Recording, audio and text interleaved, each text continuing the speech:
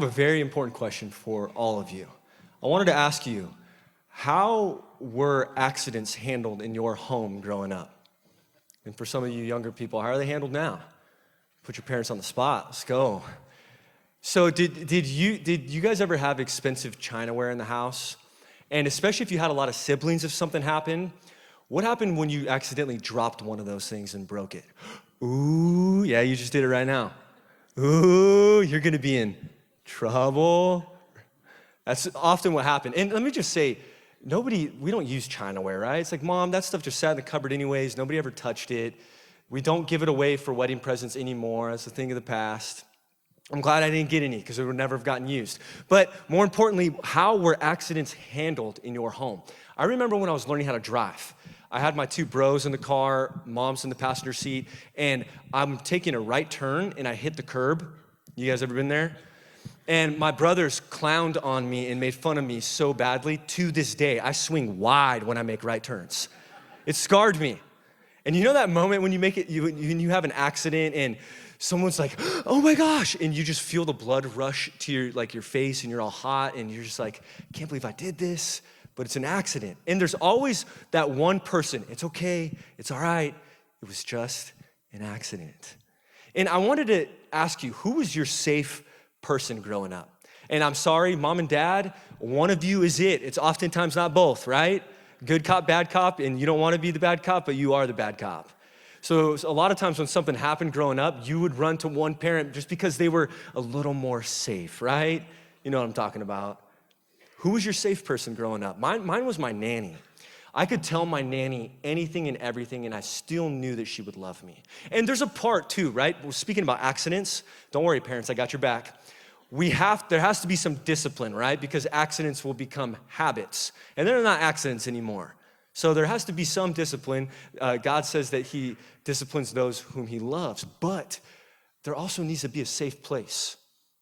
And I think that the way that we were related to when we made mistakes and we had accidents, it has impacted the way that we relate to God today.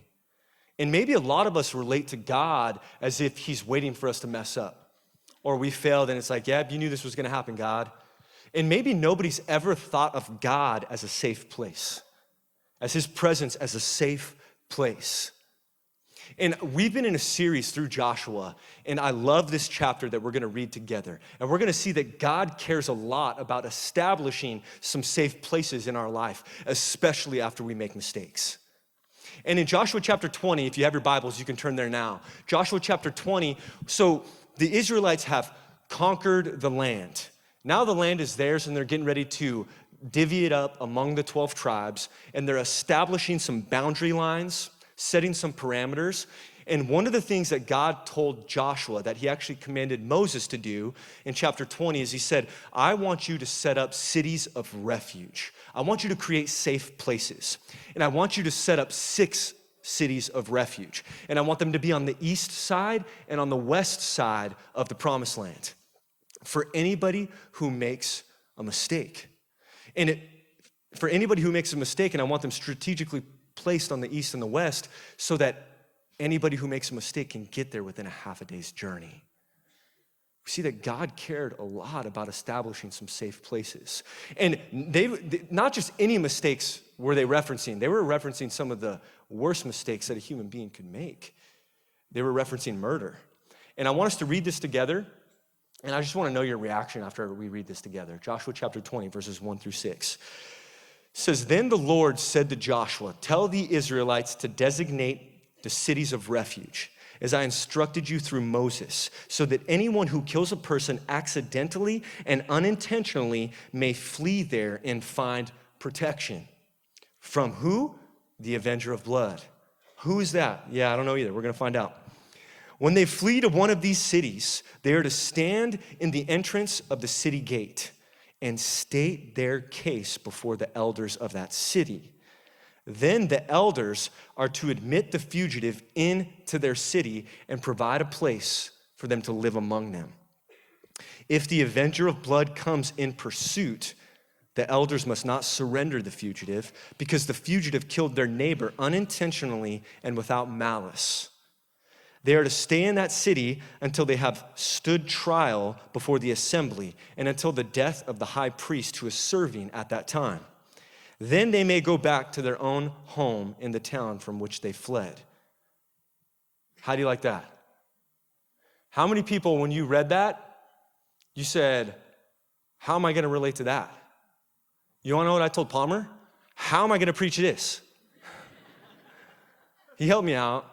And you know what I did? I sat with this passage all week. And oftentimes I find God's word, when you want to get the most out of it, it's like a crock pot. You know what a crock pot is? All my Instant Pot families. A crock pot, you just got to sit with God's word like a crock pot, and you got to let it marinate. And then eventually, you're just going to be falling off the bone, just ready for you.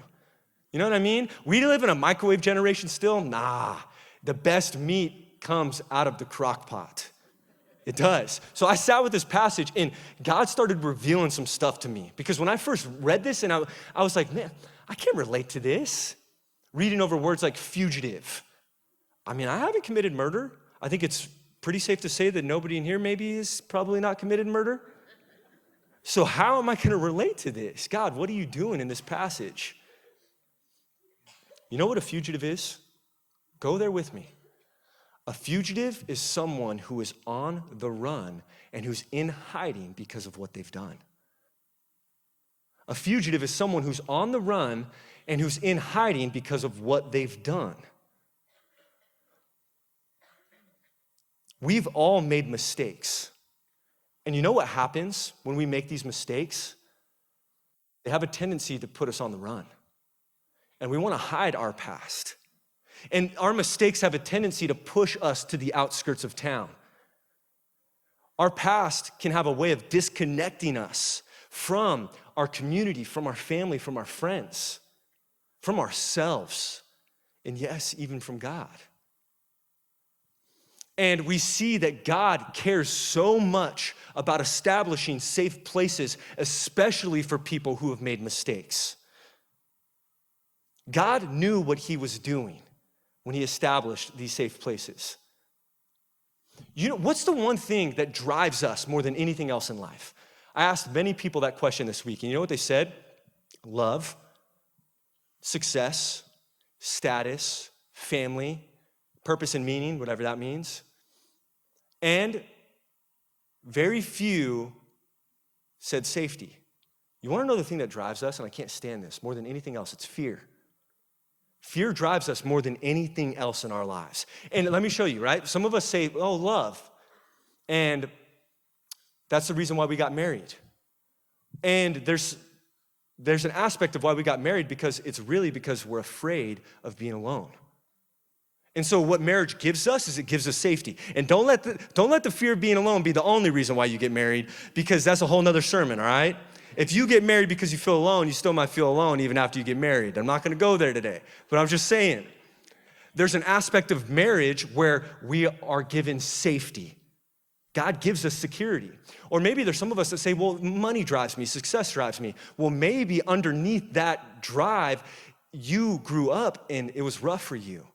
And it was poor, and you made a vow to yourself that you will never live this way ever again, and your family will never have to live the kind of life that you lived growing up. So really, you're afraid that you won't be able to provide for your family, so you're driven by money and financial security. You guys see how safety is really at the base of all of our how we're driven and our needs?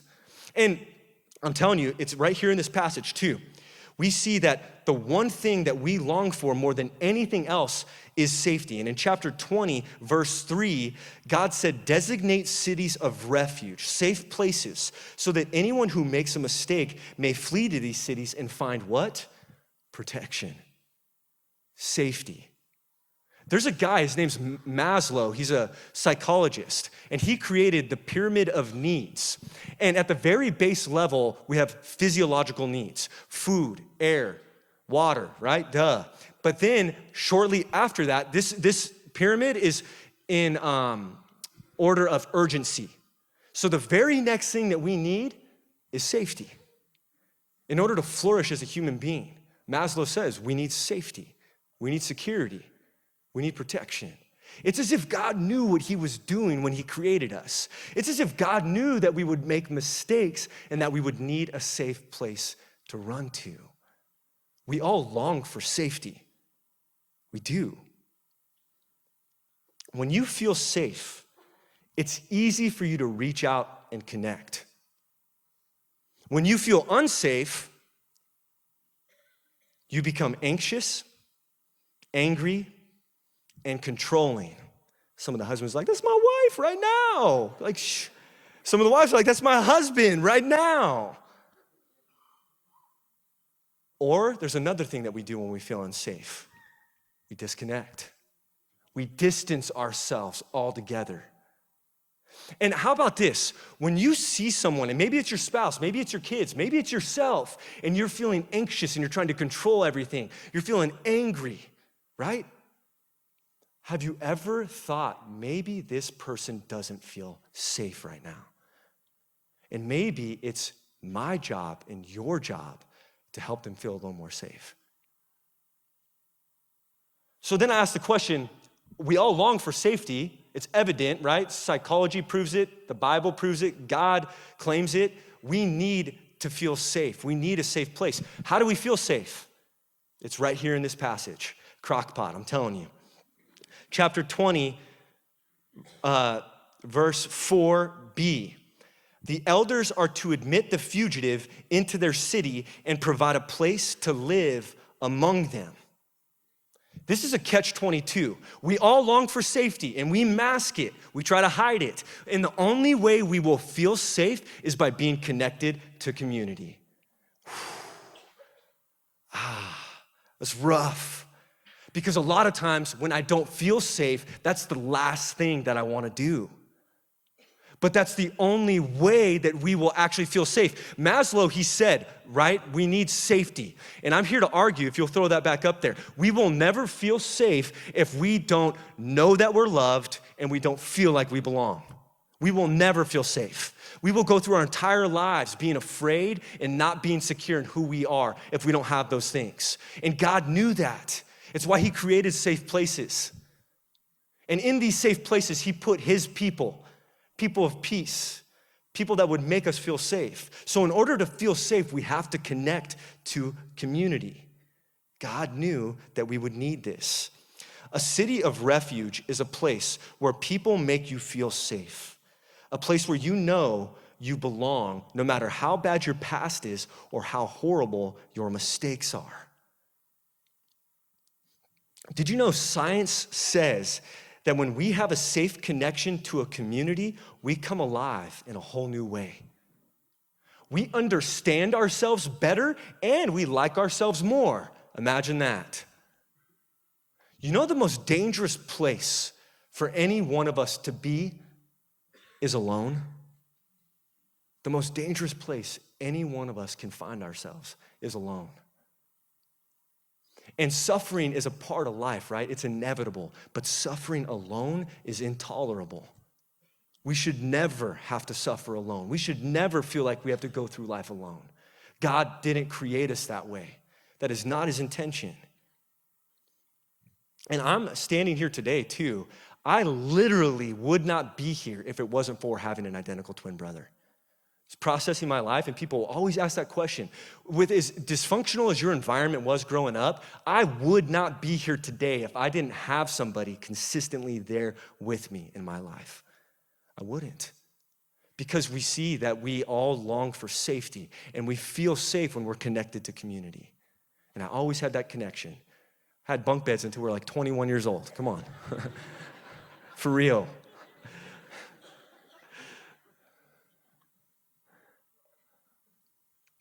So we see that we all long for safety and that the only way to feel safe is to connect to a community. But there's a lot of times in my life when I feel alone, you guys. Even in ministry, there was a season where I was just feeling alone. I was feeling like I was failing. And I'm talking to Paul and he's like, you know what you need to do? You need to reach out to them. You need to make those phone calls. And I'm like, I know what I need to do, but I don't want to do it. That's the last thing I want to do right now. But it's the only way. We have to reach out. We have to connect. And then how do we do this? How do we do this? It says in chapter 20, verse 4a. They are to stand in the entrance of the city gate and state their case before the elders of that city. And so I'm here to tell you, ladies, we cannot read your mind. That was in a movie. It's not real life. You have to state your case. Husbands, men, your wives cannot read your mind. You have to state your case. And so this is what it means. We need to be people that know that we long for safety. It's a God-given desire. We're not talking about comfort here today. Comfort and safety are two different things. We need to feel safe. And so because that's a God-given desire, the only way we're ever gonna feel safe is by being connected to a community. This is revolutionary. We have to be connected to a community to feel safe. How do we get connected to a community? You gotta state your case. You have to say, hey, I know there's some things in my past that I'm not proud of, and I've been hiding from them. I've been running from them. And actually, I've not been running to community, but I'm here today to say, I know there's some things that I've done that I'm not proud of, but God's grace is bigger than my past. It's bigger than my sin. It's bigger than my mistakes and my failures. And I'm worthy of being here, and I belong, not because of anything that I've done, but all because of Jesus and what he's done. That's why. You have to state your case. And this is the reason why, right? 4 months married. I'll celebrate that, all right? 4 months married, I am. And I know we got some people in here celebrating 30 plus years. Well, this is one thing I think we could all agree on. How often do we get in trouble when we think we can read somebody else's mind? I have learned not to assume. Don't assume. You know what assuming does, right? This is church, so we're not gonna go there. But I have learned, let me help you out right here, 4 months. Don't assume, ask questions. You know what questions it does to people? It gets them to state their case. We have to communicate our needs to each other. We have to. We are not mind readers. This goes for everybody. And not just married people, right? Friendship relationships, coworkers, everybody. You have to communicate your needs. You gotta state your case. You have to. So after we've been doing these things, after we know that we long for safety, and the only way that we're gonna feel safe is by being connected to a community, and that we have to state our case, there's something that happens in our life. But before that, you guys didn't think I was gonna go there. The avenger of blood. The avenger of blood. Who is that? So the avenger of blood was the family of whoever was accidentally killed.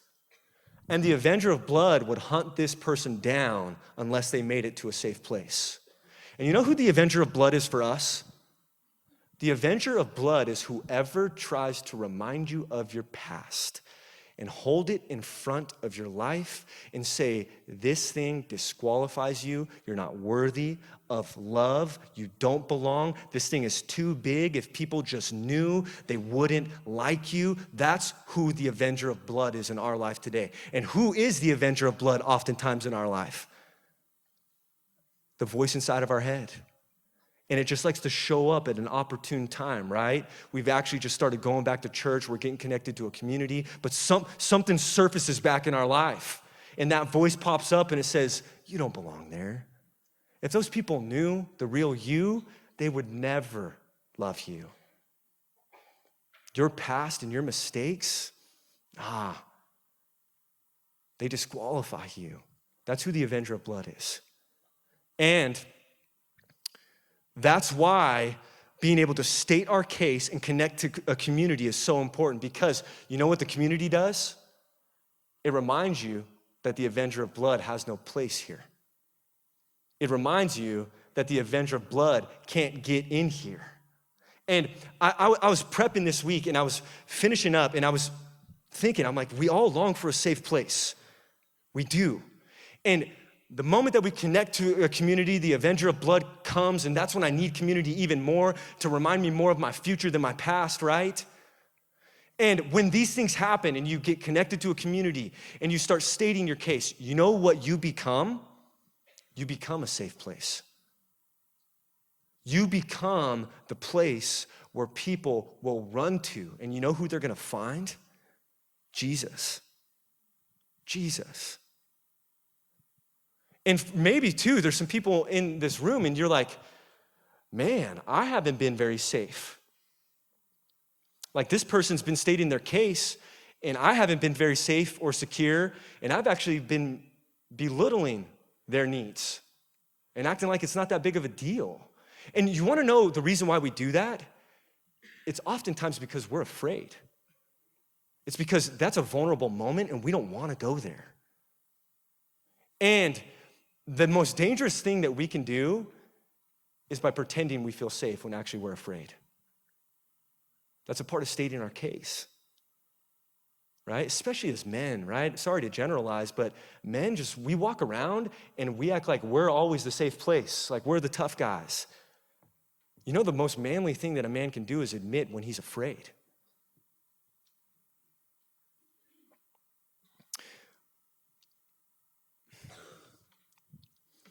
There's a part in this passage that says they put the fugitive on trial. And as I was thinking about that, I'm like, oh, how am I going to relate this? And the fugitive would go on trial. And humor me real quick. In a very similar way, we wake up every single day and we put ourselves on trial. Do we not wake up every single day and we act like the judge is God, right? We act like the jury is the church, right? We got to prove them. We got to put on our clothes. We got to be somebody today. We got to go earn our salvation, right? I can't mess up today. I can't make a mistake today. And we go through life and we live life as if we're on trial. And our sin is always before us and we're trying to build a case, right? No, I'm good enough. Trust me, believe me, I'm good enough. And you know what I was reminded of this week? That Jesus went on trial for us and the verdict is in. You can leave the courtroom. There's grace for you. We don't have to live our life as if we're on trial, always trying to earn salvation, earn acceptance, earn love. It's here for us in this place. Why? Because this place is safe. This place is safe. And I can't make this up. I'm reading this passage. I'm sitting in the crock pot all week in the NIV and in the ESV. And then yesterday morning, I jump into the Passion Translation. And you know what Romans chapter 8, verse 1 says in the Passion Translation? It says, so now the case is closed. There remains no accusing voice of condemnation against those who are joined in life union with Jesus. The case is closed. So when you're in church and you feel like you don't belong because your past is surfacing, you know what you say? The case is closed. When someone comes to you in your life and you're their safe place and they feel like they're not worthy and they don't belong, you know what you say? The case is closed. The case is closed. You are worthy and you do belong. We all long for a safe place. And God calls us to be a safe place. So we need to recognize that longing. We need to be people that state our case. And when the avenger of blood comes, we need to allow God to remind us and our people to remind us that he has no place here. Amen.